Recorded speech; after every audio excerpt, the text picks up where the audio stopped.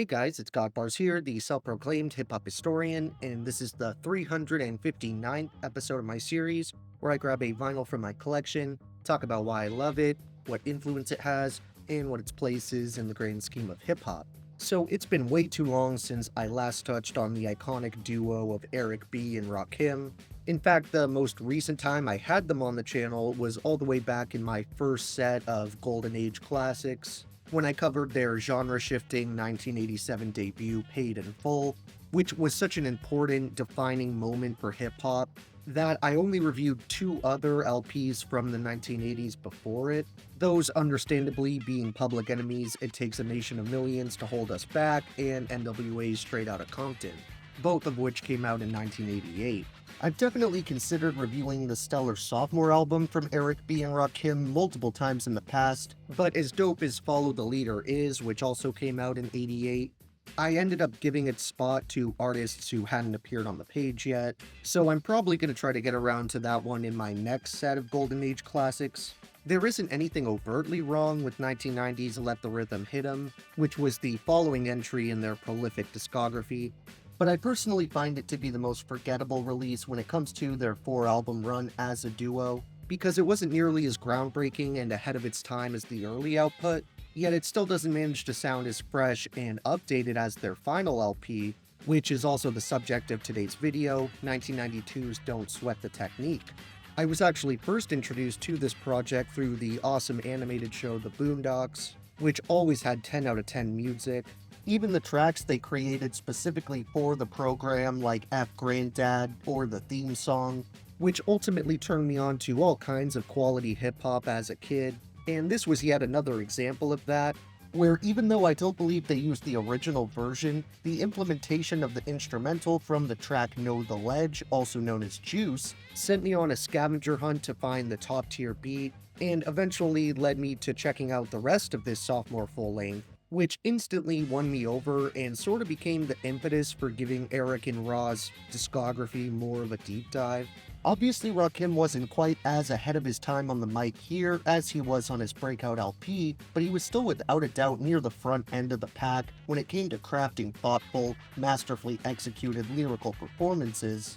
Because at the end of the day, this icon's ability to flow effortlessly and dominate any pocket he attempts is something that's so deeply ingrained inside him that he likely will never lose his talent for commanding your attention whenever he opens his mouth.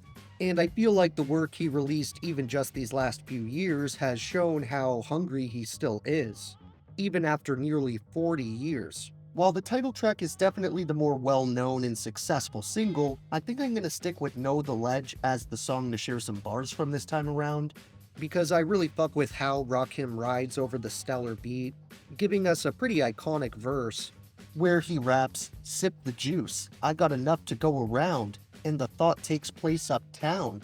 I grew up on the sidewalk where I learned street talk, and then taught to hawk New York. I go to Queens for Queens, then get the crew from Brooklyn, make money in Manhattan and never been tooken. Go uptown in the Bronx to boogie down, get strong on the island, recoup and lay around. Time to build my juice back up. Props stack up, suckers get smacked up. Don't doubt the clout, you know what I'm about. Knocking rappers off, knocking rappers out.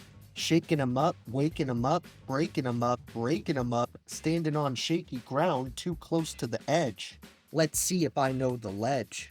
He continues on to arguably outdo himself with the savage second verse, coming in with, "Corners trifling cause shorty's here, I get cock D lifting 40s of beer, here's a sip for the crew that's deceased, if I get revenge, then they rest in peace. Somebody's gotta suffer, I just might spare one, and give a brother a fair one, stay alert and on P's, and I do work with these like Hercules.